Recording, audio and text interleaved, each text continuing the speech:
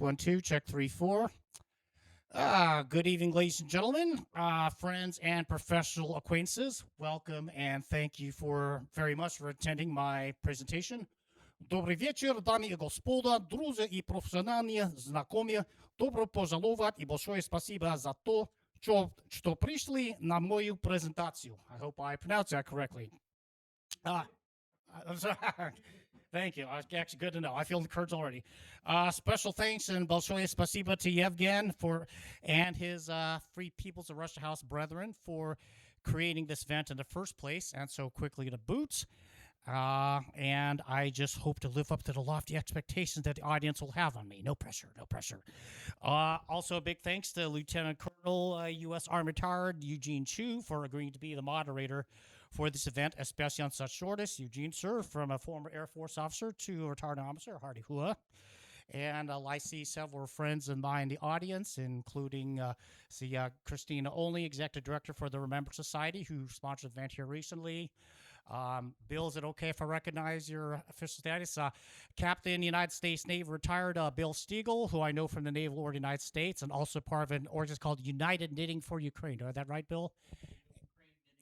Ukrainian Resistance. And Dr. Michael New, a member of the faculty at Catholic University, and Ms. Irina Zuckerman, who what's the name of your organization, Irina? Sorry, I'm drawing a blank here. Okay, spasiba. Anyways, I hope you folks don't mind me working out prepared talking points here. As those of you who know me personally are well aware, I do have a tendency to talk fast and ramble in a scatterbrained manner. My dear old dad, God rest his soul, one of his many childhood nicknames for me was the fastest mouth in the West. So I reckon that working off these prepared marks will hopefully help me slow down enough to help you, dear attendees, keep pace with me. And let's see, how do I advance the slides? There we go. So yeah, quick little thing about myself. 70 years active duty Air Force Security Forces, better known for our old names of Security Police and Air Police.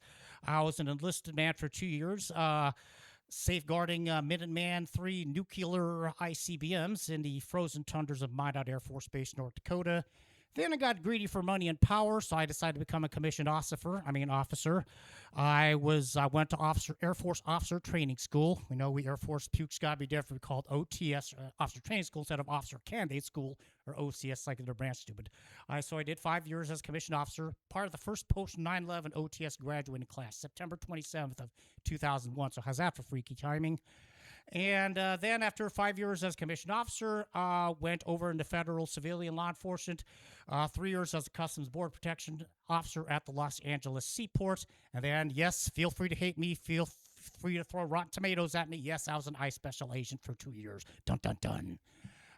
Education, Bachelor's International Relations, University of Southern California, Fight on Trojans, and then a master's entirely online from American Military University, Intelligence Studies with a concentration in Terrorism Studies. Overseas travel, ironically, I never deployed a single time as Air Force, so to make up for lost time adventure, not to mention money, I became a damn dirty mercenary and private military contractor with 3 gigs in Iraq, 2 in Kosovo, 1 East Japan, Germany, UAE. And then I guess the experience most relevant to what we're going to talk about, I have 37 years of shooting experience under my belt. I first discovered the joys of the Beretta in 1989, the Makarov in 2001. NRA certified basic pistol instructor since 2011. I've done various pistol competitions as well. But, oops, I'm going the right direction here. Yeah. Oh, down. Okay. There we go. Excellent. All right. So, anyways, like I said, I'm the author of my first book, 5 Decades of Fabulous Firearms, celebrating the 50th anniversary of the Beretta 92 Pistol series. The first edition, which I have 3 copies left of, published back in September. I just published the second edition, a couple of months ago. The first edition is on Kindle. I was having some formatting issues getting the second edition uploaded to Kindle, but I got somebody taking care of that, so stand by for the Kindle and the hardcover editions of versions of the second edition. And so, unfortunately, I had ordered some extra copies for book signing. Those schmoes in Amazon didn't get to me on time, but I did bring some book plates. So, if you after the formalities get done, if you show me proof of purchase of the book on Amazon, I will autograph the book plates for you, so you can put it in a book, and then you can remember me when I finally become New York Times best-selling author. All right, on that enough. But enough about me. Oops. All right, there we go. So, as you kind of might have guessed from the title and from our private conversations, I am here to talk about two iconic Cold War era semi-automatic pistols. One produced in a NATO member nation, the other produced in the now former Soviet Union, good damn riddance, that are still very much in use around the world and very relevant today. First of all, as kind of self-explanatory, there's the actual subject of my book, the Beretta 92 pistol series. Last year was indeed the 5th anniversary when that iconic pistol was designed. Coincidentally, designed the same year I was born, 1975. Maybe that explains, at least in part, why I'm such a kindred spirits with that firearm. Meanwhile, this year marks the 500th anniversary of the parent corporation that designed the gun, Fabbrica di Armi Pietro Beretta, which is headquartered in Gardone Valtrompia, Italy. Beretta is not only the world's oldest existing gun maker, they're the world's oldest existing industrial firm of any kind. So that's, I'd say that's pretty impressive credentials, folks. One of the early significant achievements was supplying arquebus barrels, to the Holy League for the Battle of Lepanto in 1571, which, as some of you history buffs may know, was to the Renaissance era what the Battle of Tours in AD 732 was for the Middle Ages, i.e. the battle that saved Christianity in Western Europe. And for good measure, next year marks the 50th anniversary of the Beretta USA subsidiary, which has its administrative headquarters in Accokeek, Maryland, but has its production facilities in Gallatin, Tennessee. So basically, Beretta is celebrating back-to-back-to-back, anniversaries. And as my personal friends know, as a quick sidebar, this past Halloween day, I actually had the honor and privilege of touring the Gallatin manufacturing facility, and was an amazing experience, to say the least. And by the way, as Christina knows, that's not a hippie peace I'm doing. This is a V for victory, just like USC and just like good old Sir Winston Churchill. So, oops. All right, so it was in 1985, 10 years after the pistol was designed, that the Beretta 92 was officially adopted by the U.S. Armed Forces as the standard issue duty sidearm, given the official designation of M9. I guess we have at least one audience member who was around long to remember when the 1911 was still the official service pistol. Along the way, it won a lengthy and intense series of pistol trials where it beat out competitors such as Colt, Fabrique Nationale, Heckler & Koch, Star, Steyr, and Walther. In the process, it replaced another iconic sidearm, the one next, the pistol on the left, the 45 caliber M1911A1, which had served that official capacity for 74 years and remains an extremely popular firearm today, 115 years after the late great John Moses Browning invented it. The same John Moses Browning invented the famous M2 Modus 50 caliber machine gun, among other things. The reasons for the controversy in the selection of Beretta were, number one, the fact that the gun, at least initially, wasn't made in the USA, but rather made by a bunch of damn foreigners, so to speak, until, of course, Beretta USA remedied that complaint by taking over building pistols for the American military and civilian market alike.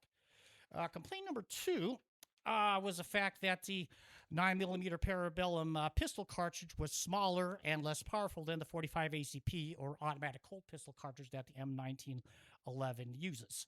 However, the reason the U.S. Armed Forces went with the 9mm cartridge anyway was to give the U.S. Armed Forces a commonality of pistol caliber with our NATO allies. Not only is the 9mm Parabellum cartridge the NATO standard, it's also the widely most used pistol caliber in the world. Plus, the smaller round allows for a higher magazine capacity, 15 rounds in the Beretta magazine compared with 7 or 8 in the 1911 magazine, and also lower recoil and muzzle flip that would enable less experienced and more recoil-shy shooters to attain proficiency and confidence more quickly. And there was also the issue that the 1911 pistols, for all their faithful service, they were just badly worn out after so many decades of usage. And am I talking slow enough, or am I going too fast, folks? Need me to slow down? Anybody else besides Bill having trouble keeping up? Everybody good? All right. So, For better and for worse, through thick and thin, the Beretta M9 officially served faithfully as a sidearm of our servicemen and servicewomen for 33 years, including the entire 7 years, 1 month, and 2 days that I was on active duty. For it was officially replaced by the pistol on the right, the Sig Sauer P320 9mm pistol, which is known as the M17 or M18 in military parlances, depending on whether it's the full size or compact version. Now, mind you, the SIG M17, M18 has generated its own fair share of controversy since its adoption, especially some certain safety issues like accidental discharge issues. But that's a whole separate discussion in and of itself, and we don't have time to go down that rabbit hole right now. All right. In the meantime, the Beretta M9s haven't completely disappeared from American GI holsters overnight. Whenever a new weapon is adopted, it takes a few years to get fully integrated into the DoD bureaucracy. No, I saw quite a few Berettas still sitting in, being carried by Air Force cops in Ramstein Air Base in Germany when I was there 4 years ago. And what's more, the Beretta pistol is still standard issue to armed forces of 5 NATO member nations, namely Italy, surprise, surprise, France, Portugal, at least the Portuguese military police anyway, Slovenia, and Turkey. Now, we won't talk about reliability Turkey as a NATO ally, given Recep Erdogan's buddy-buddy relationship with Vladimir Putin. Once again, that's a whole separate rabbit hole in itself, but anybody wants to discuss it afterwards offline, I'll be more than willing to talk about that. The Beretta 92 series remains extremely popular with military police, and civilian market shooters alike around the world, with over 3.5 million specimens produced to date. All right. So, as for the other half of our firearm discussion, the Makarov pistol, Pistolet Makarova, sometimes also known for purpose of brevity as the PM or the Mac. Many of us Yanks mispronounce Makarov as Makarov, thereby incorrectly placing emphasis on the first syllable instead of the second. Hey, why nitpick? So, the Makarov pistol and cartridge were named for the designer, one Nikolai Fyodorovich Makarov. You see picture you see at the bottom there, who did so in 1951. So, by convenient coincidence, this year marks the 7th anniversary when the Pistolet Makarova was officially adopted as a standard issue sidearm of the Soviet Armed Forces and the militia, the police, which replaced the TT-33 Tokarev. That young red army officer you see in the upper right picture, that's a TT-33 Tokarev he's wielding. So that's right, the Beretta Corporation and the Makarov pistol design are both celebrating major milestone anniversary this year. And, oh, by the way, let's see, did I... Oh, yes, I have it in the other bullet point, my bad. By the way, time for another shameless plug here. The 75th anniversary of Pistolet Makarova will be the subject of my next book, which will hopefully be published sometime this summer or fall. The working title I have in mind is Pistol of the Proletariat. See what I did there? Okay. The primary manufacturer of the Mach is the Izhevsk manufacturing plant, which is named for the city in Russia where it's located. It was also licensed built in the former East Germany, good riddance again, by Ernst Feldman Suhl, and it's still licensed built today in the People's Republic of China by a company called Norinco, and in Bulgaria by Arsenal AD. Indeed, my own Makarov, which I have for presentation, is one of the Bulgarian specimens. Okay, so the Makarov pistol uses the 9x18mm Makarov cartridge, which is distinctly different from the 9mm pistol cartridge used by NATO. The 9mm round is officially known by the full names either 9mm Luger or 9x19mm Parabellum, from the Latin saying Si vis pacem parabellum, i.e., if you want peace, prepare for war. Although conversationally, it's usually referred to just plain 9mm for sake of brevity. 99% of the time say, oh, yeah, I've got a 9mm. They're talking about the 9mm Luger cartridge. It dates back to 1902. It's named for the gentleman at the bottom left, George Luger, whose Luger pistol was one of the iconic firearms of the First World War and quite a few movies and spy films afterwards. And hold on just a second here.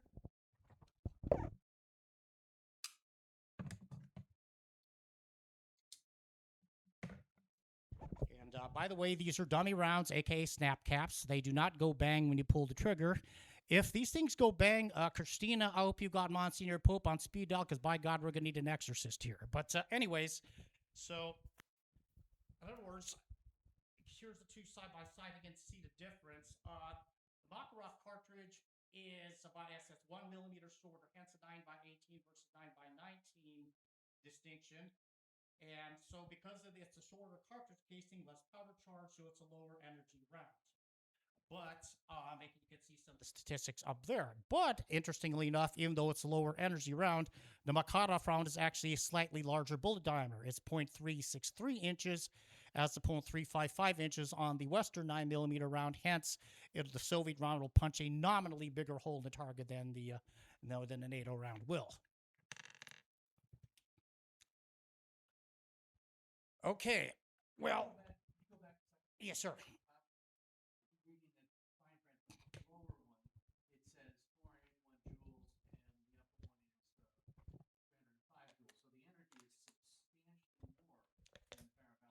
That is correct. Which one is the Parabellum round up here? It's a taller one. As I said, the Parabellum it has a 1 millimeter length. It's 1 millimeter longer in the shell casing, hence 9x19 versus 9x18. While the Makarov round, it's shorter shell casing, but it's also a slightly bigger diameter, the 0.63 versus 0.355. Yeah, you're welcome. Good question, Bill. Thank you. Foot pounds. Yes, sorry, I guess I should have spelled out that proper acronym. Okay, so so the reasons for these dimensions in the two rounds is that the Soviet military brass explicitly mandated a gun and caliber combo that was not compatible with NATO standards. They didn't want a caliber that was compatible with us Western imperialist capitalist running dogs, so to speak. Analogous to the Beretta M9, the Pistolet Makarova is no longer the official standard issue sidearm of the post-Soviet Russian army. As that role is supposed to be filled, the first pistol on upper right, the MP443 Grach, which does ironically use the Western 9mm Parabellum cartridge. Meanwhile, the Ukrainian army is supposed to have replaced its standard issue Makarovs, which are Cold War holdovers, as are a lot of other weapons in the Ukrainian army, with the bottom pistol, the Fort-14 TP, which actually does retain a 9x18mm cartridge. However, in both countries' instances, replacing the PM has proven to be easier said than done. There's plenty of Makarovs in the holsters of both countries' soldiers. When I was working as a contractor at Camp Bondsteel in Kosovo in 2014, the same year, coincidentally, that Putin annexed Crimea, the Ukrainian troops that are there as part of the KFOR, the Kosovo Force Multinational Peacekeeping Force, all had Makarovs. So, fast forward to the present day, from 2022 to the present, one of the great ironic twists of the current and seemingly never-ending Russo-Ukrainian war, not only are the two sides continuing to kill each other with Cold War holdover weapons such as the T-72 main battle tank, the MiG-29 Fulcrum fighter jet, and the Automat Kalashnikova, the AK and AKM rifle, but they're indeed killing each other with the Makarov pistol to boot. Roughly 5 million Pistolet Makarovs have been produced to date, making it the second most widely produced pistol in the world, second only to the Austrian-designed Glock pistol series, except for the Glock series, that's an old number spread among 20 different models, as opposed to a single model for the Makarov. And, oh, by the way, 3 NATO nations that were previously members of the Communist bloc either still issue the Makarov pistol or still have plenty grandfathered in the service. Albania, Bulgaria, as we already talked about, and Moldova. So then, how does that fit in, tied with the Beretta and with current events? Okay, so as I think a fair enough of us here old enough to remember the Cold War. I was 16 years old. I was a junior in high school when the Soviet Union collapsed. But anyway, had the Cold War indeed turned into a hot war, i.e. World War III, between 1985 and 1991, it would have pitted Beretta-armed NATO troops against Makarov-armed Soviet and Warsaw Pact troops. Of course, after the Sovietsky Soyuz collapsed, good damn riddance again, and the Cold War ended, so many of us who were around back then breathed a collective sigh of relief at the thought that of World War III and nuclear annihilation being averted, And we all look forward to the so-called peace dividend. Somebody might remember the NATO Partnership for Peace with the former Soviet Union, and so on and so forth. Well, here we are, 35 years later, and now we know, with the benefit of 2020 hindsight, that the so-called peace dividend has turned out to be a pipe dream. So-called great power competition is back with a vengeance. We have a revanchist Russia being led by former KGB polkovnik, a KGB lieutenant colonel, who's still very much a nomenclatura at heart. For those who know where nomenclatura is basically the word for the elites of Soviet society. After all, I think we all know Vladimir Putin's infamous recent statement that, quote, the demise of the Soviet Union was the greatest geopolitical catastrophe of the 20th century, end quote.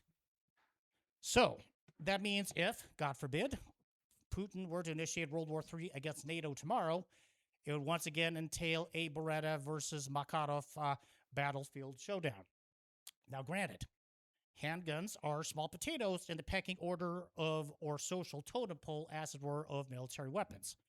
Whilst pistols are the primary weapon of civilian police officers, military police, and armed private citizens, they're nowhere near as big a player for frontline infantry troops, with notable exceptions such as Special Operations Forces. Rifles like the AK, the Automat Kalashnikova, the M16 M4 series, the Belgian FN FAL, as well as machine guns, mortars, grenade launchers, etc., are far bigger factors in ground combat than any handgun. Indeed, some pundits... I guess went out of order here. All right, well, okay, I guess orders mix up, but okay, that's okay. Some pundits would even go so far as say that handguns are completely irrelevant to 21st century warfare. With all due respect to those pundits, the most diplomatic and politest one-word comeback I could apply to those people with is balderdash. That's it. I'm trying to keep it as G-rated here, or at least PG-rated as I can, folks. Y'all know me, I cuss like a sailor. But anyway, even though the Russo-Ukrainian War is a high-tech war replete with drones, hypersonic missiles, supersonic jet fighters, and so forth, it still involves plenty of nasty up-close and personal fighting, what is technically termed close-quarter battle, or CQB, aka close-quarter combat, CQC.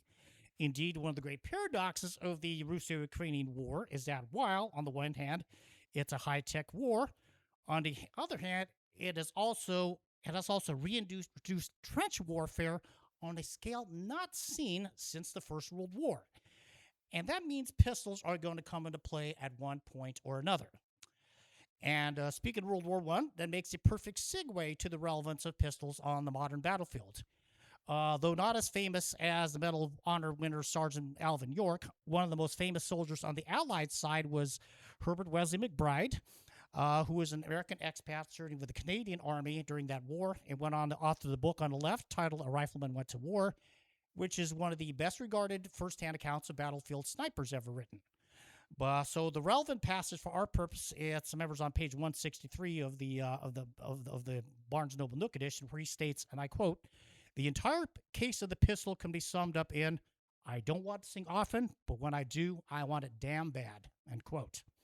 And then for the book on the right, we could turn to the words of the late, great Chuck Taylor, a former Special Forces, Green Beret officer in Vietnam, who garnered multiple kills and then found a post-military career as a highly renowned firearms instructor and gun writer.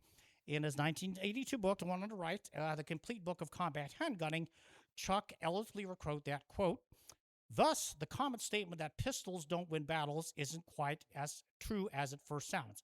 Pistols do, and have, saved the lives of men, and men are the ones who win battles, whether they be lowly rifleman or division commander," end quote. And yes, Chuck was using non-gender inclusive language. Remember, this was 1982 before, women were allowed to combat roles. If Chuck were, I'm sorry. Yes. So if Chuck were still alive, I'm sure he'd be definitely acknowledging the contribution of women to modern day warfare. So I guess we'll go back in this case. All right. So we've already discussed the difference in two cartridges, but how do these two excellent pistols, the Beretta 92 and the Makarov pistol, compare head to head? Well, before I go on, by show of hands, who here has fired the Beretta 92 before? Oh, Kevin, did you say you fired one in Afghanistan or a Beretta? Okay. And by show of hands, who here besides myself has fired a Makarov? Oh, very good. Well, where'd you get yours, Bill? Only once, and a friend of mine invited me to a shooting range event, and that was the only pistol he did. Oh, He gave me that, and I fired off a couple times when I was there. oh, very good. But have you shot the Beretta also or not? No, not the Beretta. It was Okay. the 45. Okay. Oh, very good. Hey, all right. The old school one. Yep. The Beretta's predecessor. Okay. Well, anyways, say again. Oh, yeah. Sorry. So you can see some of the different vital stats on it. Both pistols are more than sufficiently accurate, reliable, and durable for combat purposes. Let me see if I can find some of the target work photos. A moment, if maybe they're not uploaded on here. Oops, sorry, going back. Sorry, I'm not a bit of a Luddite today. All right, so like I said, here's some of my handiwork for both the Beretta M9 and the Makarov. I did 4 articles that were for 1945 back in 2022. I can consistently, not to brag here, well, maybe bragging just a little, I can consistently, not 100% time, nail headshots at 25 meters and center torso shots at 50 meters with both guns. And it should be noted that 50 meter torso hits are generally considered the practical maximum effective range for military spec pistols, not counting certain extraordinary individual marksmen who've pulled off far greater feats than that. While we're on the subject of the accuracy issue, does anybody here remember that TV series Deadliest Warrior on Spike TV? Particularly, yeah. Do you remember the Green Beret versus Spetsnaz episode? You remember who's Sonny Puzikas, yeah. All right, for those of you not familiar with this series, it just compared like these hypothetical showdowns between different warriors from both the modern and present day. So, sorry. Oh, I'm sorry, I was just saying Spike TV was awesome. oh yeah, it's pretty cool. But also, no problem. Sorry. Hey, don't, hey, security. Just kidding. Okay. Well, okay. So for those who don't remember the show, this particular episode compared and contrasted the two elite forces across 6 different weapons categories, namely the assault rifle, sniper rifle, shotgun, grenade, knife, and pistol. The Green Berets were represented by a Sergeant George Gomez, while Spetsnaz, the Russian Special Forces, represented by Sonny Puzikas. Some may have heard of him. He is a certified badass. Unfortunately, he's pro-Putin, which is a whole separate discussion. But take enough from his fighting skills, Sonny is now a naturalized U.S. citizen, well-renowned combatives instructor. Well, during the live fire demos of the guns, Sergeant Gomez had one unfortunate miss with his Beretta M9, while Sonny shot a perfect qual course with his Mac. That one lousy miss was purely operator error on Sergeant Gomez's part, not an implication of the inherent intrinsic accuracy of the Beretta. Yet the pardon my French, these dumbass narrators and producers chose to interpret it as a mechanical failing of the Beretta, so that's what they entered into their computer, parameters or algorithms. So in the computer simulated battle at the end of the episode, the Spetsnaz operators defeat the Green Beret opponents in part due to a whopping 3-to-1 kill ratio in part of the Makarov, 12 kills to 4. So once again, I say, balderdash. Now, I already said both pistols are extremely reliable, but the Beretta in particular is part legendary for its reliability. Now, in fairness and objectivity, in the late 80s and early 90s, when I myself first discovered the joy of shooting Berettas, they were having issues with the locking blocks and the barrels breaking. I'll show you the locking block in just a moment, as well as slides cracking. Indeed, at least one infamous incident, there was a Navy SEAL who was injured when a fractured Beretta slide came back and flying back and hit him in the eye. What's the saying goes? It's all fun and games till someone loses an eye, and then it's a sport, right? Or then it's rugby. Sorry, bad joke. And that's why I think, you mentioned Sig Sauers, and that's why, because of that incident, that's why the SEALs went to the Sig Sauer P226, and that's why they're using it to this day. Well, suffice to say, that was a metallurgy issue, and Beretta has long since decided to cure the problem. As the salesman who sold me my very first Beretta 92 pistol told me, you will not wear this gun out. And friends of mine who work at other ranges who have rental Berettas tell me the same thing. Individual case in point, I've owned this Beretta and this Makarov since 2004 and 2003, respectively. In that time, the only breaks I've had with the Beretta. Sorry, make sure I'm pointing this in the safe direction. is where the safety decocker spring pin, that not only puts the gun on safe, but safely lowers the hammer. But even when that spring failed, the pistol still fired and cycled reliably. Now, the Makarov, on the other hand, 12 years ago, the ejector broke. And by the way, that decocker spring was an easy fix for my gunsmith. By contrast, it was about 12 years ago that the ejector on the Makarov broke. That's the part that spits out the empty shell casings before a new round can be fed in the chamber. And then, just my luck, how's this for great timing? Just this past Monday, I was back at the range to do one more brain showdown with these two pistols, specifically to get some more photo ops for this presentation. And sure as hell, the trigger spring on my Makarov broke. Slide forward here. Notice I'm squeezing the trigger, safety's off, but the hammer is not falling. So if I say either tomorrow or next week, this pistol is going to be going back to the gun hospital. I need to go to the gunsmith for some little emergency surgery and makeover. But still, I made 2 breakages in 23 years and 1 breakage in 24 years. I think that's still a pretty good testament to the reliability and durability of both pistols. Of course, both being man-made objects, any man-made object can and will fail.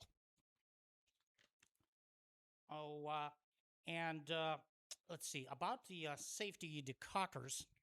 Let me put down my foot again. With the Beretta, the safety goes down for safe and up for fire, and it also has a red dot that conveniently lets you know that the pistol is on fire mode. With the Makarov, just the opposite. Yes, it's once again slide-mounted hammer decocker safety, but it's up for safe and down for fire. Fans of old school single action pistol like the M1911 prefer that because they find the downward sweep to the firing position is more ergonomic. However, that's somewhat offset by the fact that the mount safety is somewhat gritty and therefore requires a little extra oomph. Open. By contrast, the Beretta's safety decocker is spring-loaded, so it's always positively either on or off, which makes it far more user-friendly to perform the task that Suarez tactics calls shooting the marble. I guess you can see where he got that nickname from. As you can see, the Beretta is the larger pistol of the two, not just in terms of length, but also width, particularly in the area of the pistol grip. In order to prevent the Beretta from being excessively heavy, while the barrel and slide are forged steel, the frame or the receiver is made of aluminum alloy. That helps keep the weight down. The Makarov, I understand, by contrast, is fully forged steel, which makes it pretty gosh darn heavy, even though it's such a compact pistol. Now, as much as I love the Beretta, let me lock it back open again. Stand by.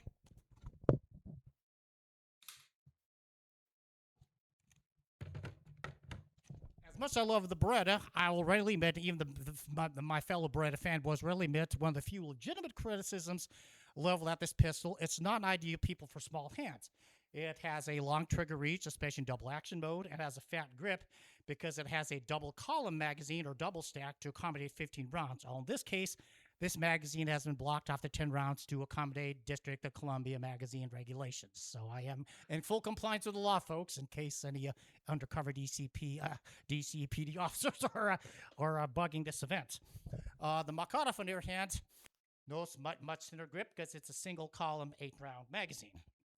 And although concealment is generally not a priority for uniformed soldiers, for what it's worth, the compactness of the Makarov is definitely advantageous to plainclothes operators as well as, armed private citizen concealed carry holders. Indeed, a genuine Russian Makarov was my very first concealed carry pistol in Florida back in 2001. I eventually traded off toward a Glock, which is why I only have the Bulgarian specimen now. However, the extra length of the Beretta trigger reach is mitigated by a far smoother trigger pull in double action mode and a far crisper trigger pull in the single action mode. Also, the bigger sights of the Beretta also do more to promote practical accuracy. You can just look at the difference in the front sights of the two. It's like 9 days as far as being able to focus, especially if you're looking at targets beyond the 15-yard line. And also, the heavier weight of the Beretta makes it easier to control the recoil muzzle flip, even though the 9mm Parabellum is, as we already mentioned, a higher energy round than on 9x18 Makarov. All right, what do I mean when for those who are not firearm savvy, what do I mean when I say double action versus single action? Well, I'm glad you asked. And once again, we got some magazine full of dummy rounds. Well, actually, before I charge the dummy rounds, all right. Double action means pulling the trigger forms two types of action. Squeezing the trigger, cocks the hammer, and then releases it to strike the firing pin and fire the round. That's why it's sometimes almost known as trigger cock. Well, as you probably guessed by now, single action means the hammer's already cocked, and therefore squeezing the trigger performs the singular action of releasing the hammer to strike the firing pin and fire the live round. Now, what does that mean in a more practical operational sense? Okay, so time to load your dummy rounds. Magazine. Don't slam it in like I see in the movies. That's a bunch of hollow open, break it, block it. Anyways, so you rack the slides, chamber rounds. Now, as you can see, the pistol's already cocked and ready to fire in the single action mode. If I was in the middle of a gunfight or a high stakes competitive match, yeah, carry on as is. But obviously, static range condition, you're not going to put a cocked and unlocked pistol in your holster or your handbag or your nightstand unless you got a death wish. So what we do, let's say we apply a safety decocker. That's it. It safely lowers the hammer. You don't have to worry about acting this stuff because it has an internal passive firing pin block, just like the Glock does. So so we can either carry the weapon on or off safe, but either way, it's ready to fire. Shoot the marble, as Dave Flores calls it. So your first shot's going to be double action, and then the recoil from the discharge of the live round, the recoil forces are going to send the slide coming back and automatically reload it. That's what makes different than semi-automatic and fully automatic. The fully automatic, like a machine gun, hold the trigger down, keeps them firing. Well, but a semi-auto, it automatically reloads itself. You still need to separate pull the trigger for each shot. Well, you notice I simulated the firing cycle, and now the slide coming back automatically recocked the hammer. So every shot from here on out is going to be single action until we decock the pistol. Any questions so far? Everybody with me? All right, sweet.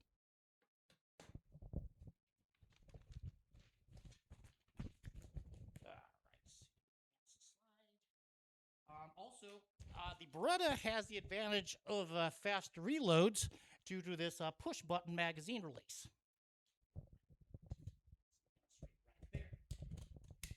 By contrast, the Makarov has a so-called European-style magazine release, also known as the butt heel release.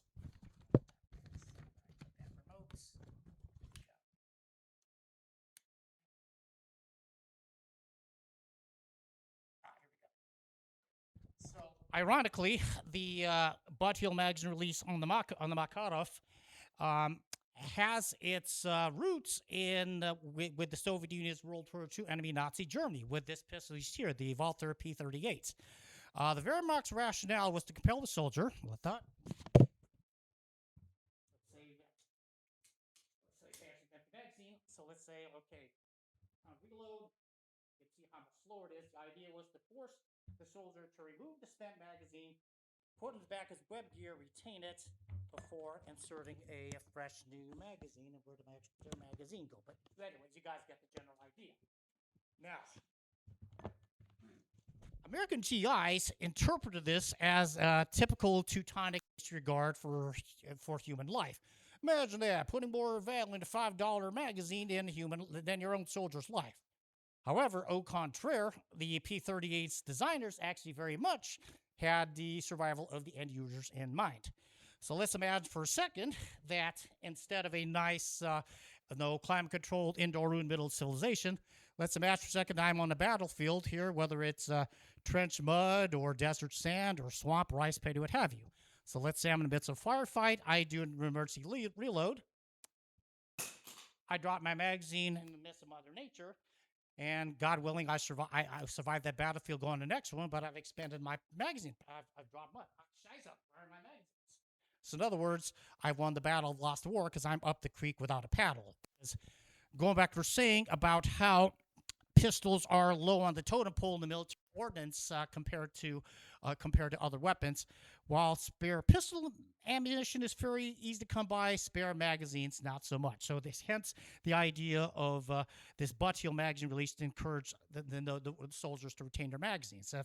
I don't know if anybody here has ever done any pistol competition like IPSC or IDPA, but when you do an IPSC or IDP master, there's going to be at least one stage where you're expected what's called a tactical reload or reload with retention. So there is some solid tactical sense behind that. Now another thing. Let's see where I lose my train of thought here. Now, although the Beretta didn't obviously retain the butt heel release, one thing it did retain from the P38 is this open top slide and wide open ejection port. What that does is that, number one, it makes a malfunction or a jam less likely, and if the pistol does jam, it makes clearing the jam much easier to facilitate. And also helps that the Beretta has such a glass smooth slide action. It's one thing Beretta thing's known for is its smoothness.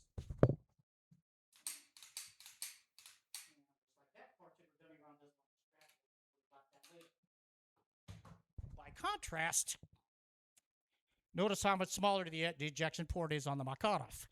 So while it's a reliable pistol, that smaller ejection port does make a jam more likely, and because it doesn't have as much grasping surface and it does slide operation, clearing a malfunction is a little bit more nice proposition.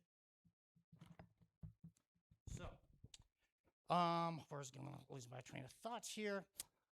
Okay, now another commonality between the P38 and the Beretta 92 is the so-called falling locking block configuration underneath the barrel.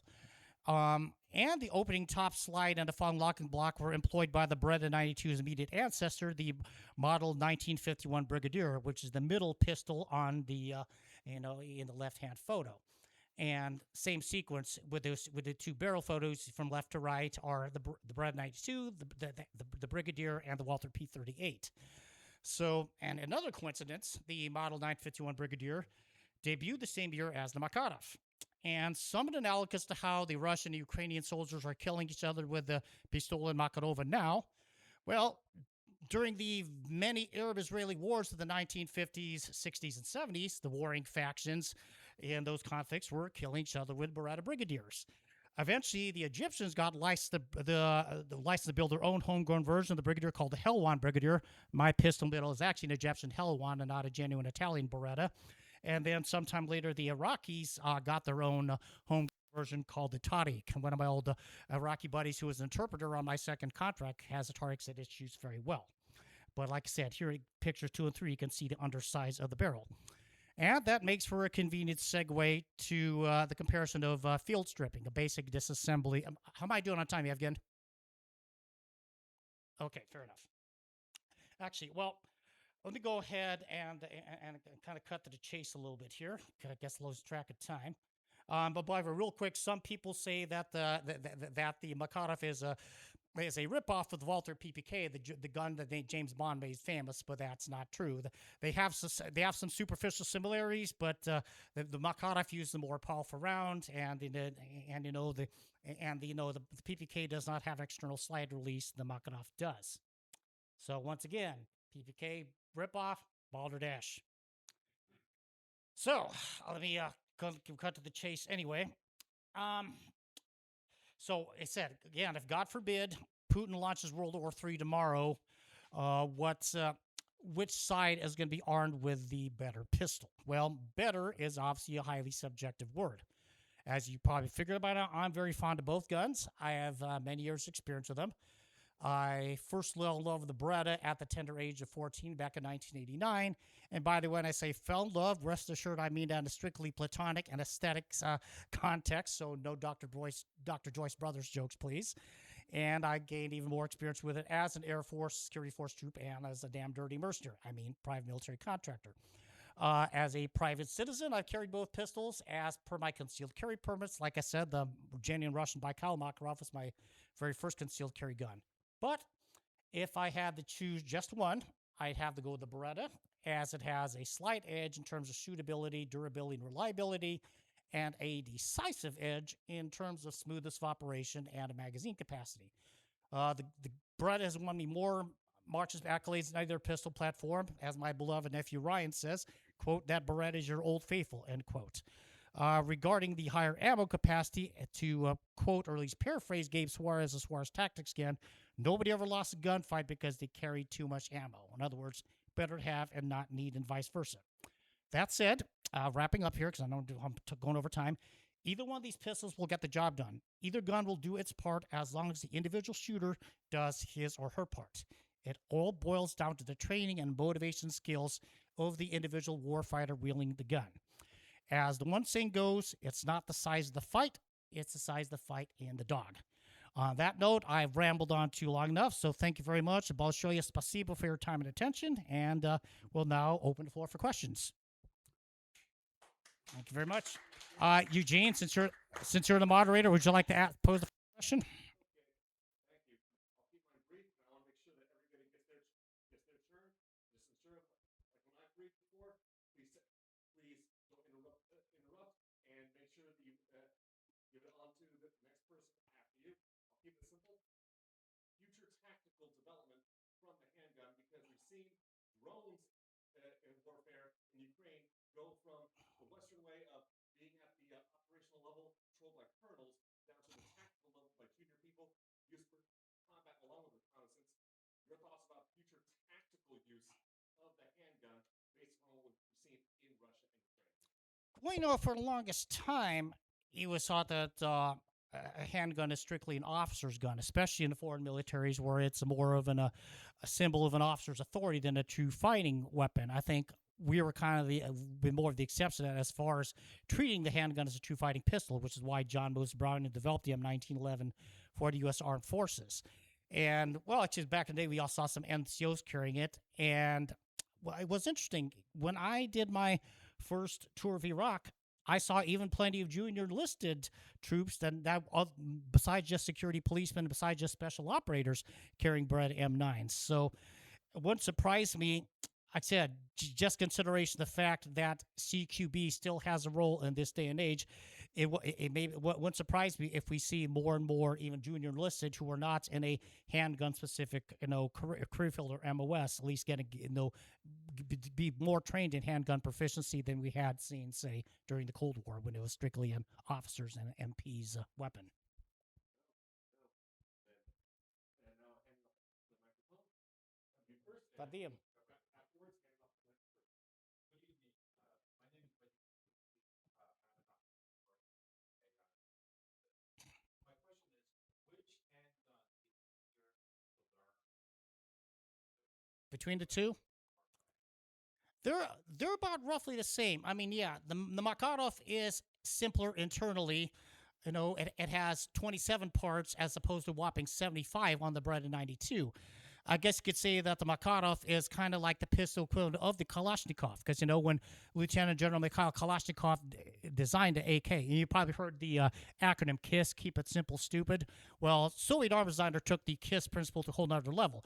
Mikhail Kalashnikov designed the AK-47 to be so bonehead simple that even a very, a conscript soldier like who used to be a peasant farmer with only rudimentary mechanical proficiency could learn to use the AK. We'll see with the Makarov, with only 27 parts, and it disassembles so easy, it's ridiculous. I can show you the disassemble procedure later, but externally they operate the same. Like I said, they both use a double action trigger. They both use a safety decocker, but if anything, like I said, the Makarov is easier for people with small hands because it's a thinner grip, it's a thinner trigger reach, but the Beretta's controls are so much smoother and more user friendly. You can reload it faster. You can work the slide more easily, and so I guess it's about a wash.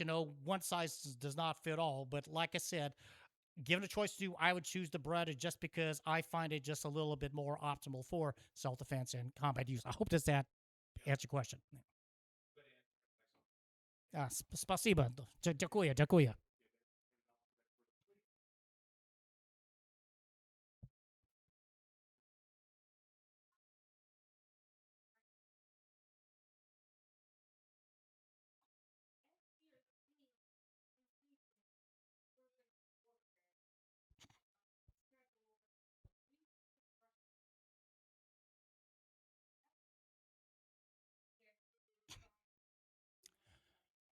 Oh, absolutely. I think, and even comeback may be a moot point because they never gone away. Like I mentioned in the presentation, 5 million Makarov pistols have been produced since 1951, make it only the second most high produced pistol in the world beside the Glock. Except with the Glock, we're talking about like, gosh, 20 different models and multiple different calibers, while the Makarov is basically the simple Makarov, or it has been made in a couple calibers. The Makarov also has been made in the Western 380 caliber cartridge, but the majority is 9 by 18 millimeter. But point being is that, although, like I said, the Russians, Ukrainians are still unofficially using it.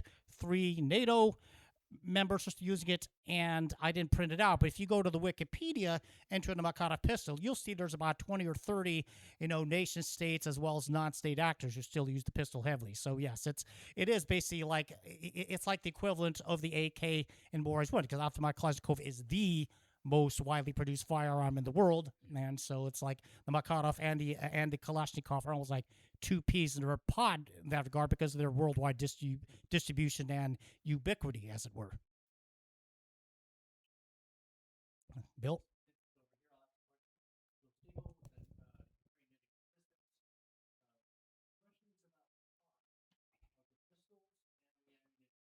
Right.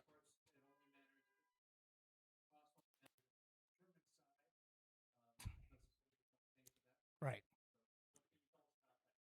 Well, I guess I think the euro is obviously stronger than the Russian ruble is right now. So a brand new Beretta will probably cost you more than the Makarov. But then on the other hand, this Bulgarian Makarov I bought for a dirt cheap $160 back in 2003. Even with the adjustment for inflation, that'd be about $300. The Russian Makarov I bought 2 years prior to that was about $200. But this was in the first decade of the 21st century, Bill.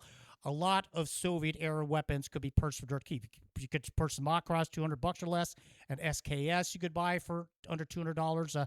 Same with the Mosin Nagant, the famous World War II infantry and sniper rifle that Vasily Zaitsev made in the movie Enemy at the Gates. But I guess with the embargo on Russian arms and ammo, I haven't price shopped the Makarov recently. Haven't had reason to, but use no example. The Mosin Nagant rifle I bought in 2008 for $80. Now you'll be lucky to find one for about $800. While on the other hand, but then again, since obviously we don't have the arms embargo with Bulgaria, so you still might be able to find a Bulgarian one for a reasonable price, maybe around $500. But a Beretta, I think their suggested retail is around $600 or $700. I've seen brand new Berettas on sale for around like the $550, $600 mark, which, especially with the economy being what it is a very reasonable price for a major name brand pistol. And as far as the ammunition, yeah, once again, back in the first decade of this millennium, man, 9 by 18 millimeter Makarov ammo was dirt cheap, especially from Russian manufacturers like Wolf and Tuzla and Silver Bear. But with the embargo, there are Western companies like Hornady and Winchester making ammo for it, but because it's a more specialized round, it's not as wide demand as the 9mm NATO cartridge, and therefore, yeah, the ammo for the 9mm Parabellum, like the Beretta, is going to be a lot easier to find and therefore more cost effective. Hope that adequately answers your question. And I just want to add, I worked in the Pentagon in G8, Army's budgeting office. I would say, quickly before handing it off to the next person, you're describing civilian pricing. Military pricing, it's a lot different because you're counting not only for the actual item itself, there's also various simplified accounting versus for overhead, because in business or government, it's not just the cost itself. There's different types of costs based upon not just the unit, but for example, delivery costs, maintenance costs, and so forth, which get calculated or miscalculated depending upon whatever sources you're using. And one. So my other side of that question is what do you think the prices are in the field for the only dropped once? Well, I think you're talking about those French rifles, right? Never been fired, only dropped once. But, but I'm sorry. I know we have one francophone in the audience, so no offense to all good fun. But well, actually, and it's funny you mentioned about the cost. You got to remember that before the Cold War, for the first 41 years of the Makarov's existence, it was made in socialist countries which weren't driven by a profit motive, while Beretta, on the other hand, has always been a private sector corporation located in a free market country, and Beretta was very, very much driven by a profit motive, which gave a different, I guess, motivation, for lack of a better word, in their approach to production, as opposed to the socialist countries. Of course, in Russia, well, I guess they're at least nominally, at least, I guess, kind of a kleptocratic version of a free market economy, and Bulgaria is pretty much a free market economy. They're producing Makarov pistols for profit now, so I imagine they would have, priced they would adjust their price structure accordingly now that they too have the profit mode that Beretta's had for 500 years.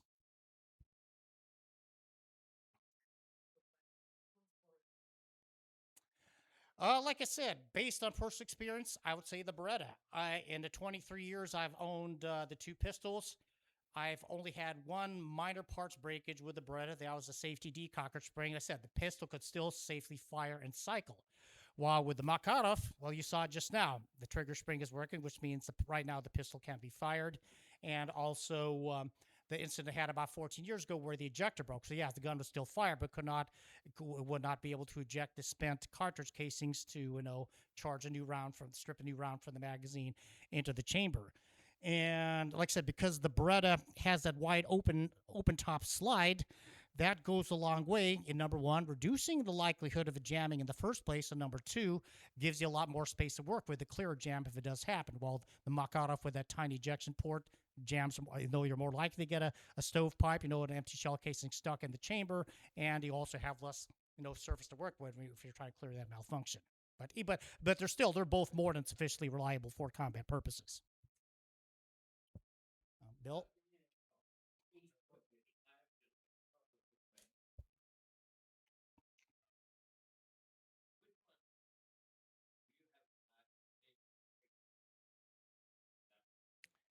Yes. Yes. Yeah. Yes, Chinese. Yeah, they have the Norinco, the Northern Industrial Corporation, at least stands. Yeah, they're it's still one of the licensed build producers, along with Arsenal AD in Bulgaria, and Izhevsk. Izhevsk, I think they still make them in the Russian market, but they actually recently changed their name to Kalashnikov Concern for, I guess, to honor the memory of General Mikhail Kalashnikov. But they said they're both very popular around the world, but I guess Makarov does have the higher figures because 5 million were produced versus 3.5 million for the Beretta. So obviously very respectable numbers for both. But if I guess you're going to look at production numbers as a scoreboard, I guess you could say the Makarov's a winner in that regard because it has 50% higher historical production numbers than the Beretta 92 does.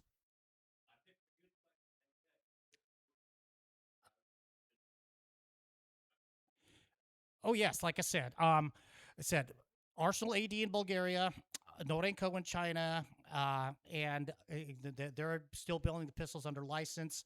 Also in Afghanistan, along the Khyber Pass, they're building some pirated copies. You can't trust the quality control of those things. And there's also other companies, or one Polish gentleman in the audience. There's Poland makes a pistol in the same caliber, though not the same pistol types, called the P63. And Hungary makes a pistol called the PA63, which uses the same caliber round, but it's not exact carbon copy. And Beretta, in the meantime, is also licensed, built by several companies around the world. Taurus, Forjas Taurus in Brazil, they're the most famous version. Beretta was producing the original 92 pistols in Brazil. Then Taurus bought the Brazilian productions from Beretta, so they're making their copy called the Taurus PT92. South Africa has their version called the Vector. Matter of fact, one of the appendices in my book, my buddy Ignas Marias, he's South Africa. I work in Iraq. He contributed some pictures of the Vector, South African Beretta for the pistol. Indonesia, I believe, is making a homegrown version. France, I like to talk about how the France use the Beretta pistol. Theirs is actually the homegrown called the PAMAS G1. And I believe I'm not sure if Turkey's actually buying them directly from Beretta or if they're doing a license-built version. But the point being is that, yes, both pistols, in addition to come from the original manufacturers, have multiple license-built copies in multiple countries. Yeah, Bill, you had a question? I don't need this to speak up. You sound pretty loud. Kind of answered piecemeal, but I'd like to consolidate it, put it in layman's terms, if you will. All right. In your humble opinion,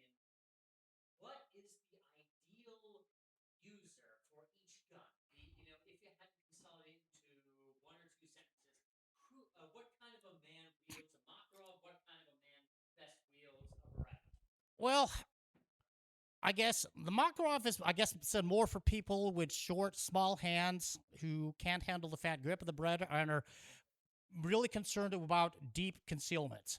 Because no, I've carried the Beretta concealed, but you, as I say, you have to dress around the gun. You have to wear sufficiently baggy clothing to compensate for the exercise. Well, the Makarov, it's known as a pocket pistol for a reason. But really, the Makarov is also kind of a nostalgic gun because, the ammo is just not as easy to find for it. So I guess the Beretta would be kind of for the person who's, I guess, not as concerned about deep concealment and not as interested in nostalgia, just wants something that's more pragmatic. I say as much as I love both guns, the Beretta is the more pragmatic of the two because available ammunition, spare parts, and so on and so forth. Yes, Bill. So you might say the Makarov is shaken, not stirred, Da, товарищ. and the Beretta would be old Pabst Blue Ribbon. Well, I think the fine folks at Beretta would be insulted if you compare their fine pistol to a cheap brand of beer. But I, We're all one Pabst Blue Ribbon away from becoming white trash. Pabst Blue Ribbon, I guess Foster's would be the Australian equivalent of Pabst Blue Ribbon, pretty much, right, Christina? So, but yes, Say Foster, right. but I decided not to. In deference to our one Australian audience member, right? Right. But anyways, yeah. So I guess you could say, well, actually, the Walter PPK is shaken, not stirred, because that's the gun that James Bond used, and that's the gun that that people falsely accuse the Makarov of ripping off. But I guess the Beretta, I guess, be probably more like a fine Italian wine. So, yes, Kevin.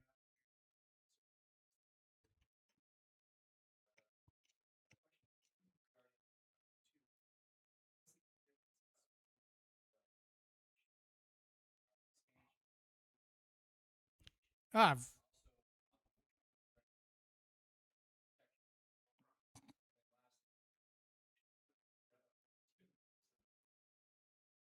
that's right. I was actually going to, you read mine. I was going to get to that before Yevgeny told me I needed to wrap up. But yes, in both the original Ian Fleming novel and the Dr. No movie, which came out in 1962, yes, the PPK, yes, see, yes, replaced the Beretta 418. The Beretta 14 is a 25 caliber ladies gun. So, because, that's right. Yes, the PPK is 30 caliber. Okay, fair enough. So yes, said the Beretta being the higher energy round. So if you're using non-expanding ammo, no military grade full metal jacket, the higher energy, it means it's going to penetrate deeper. The flip side, if you're using expanding ammunition, using jacketed hollow points, frangibles, the higher velocity of the 9mm parabellum cartridge will increase the likelihood of the round properly mushrooming and expanding and it's staying inside the body. Therefore, dumping its energy inside the body, the bad guy not shooting up, over penetrating and threatening innocent bystanders. So yeah, once again, so yeah, the Beretta is the more optimal.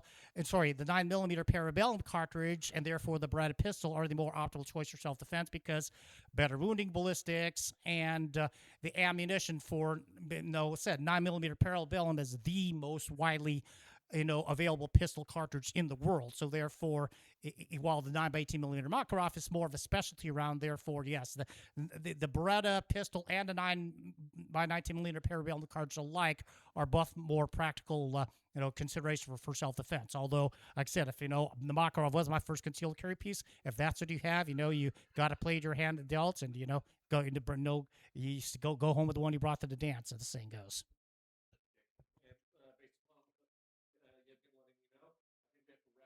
Fair enough. However, I would say afterwards we stick around for a little bit longer if you want to talk to him offline. However, thank you very much. Let's give him a hand. Thank you. Большое спасибо.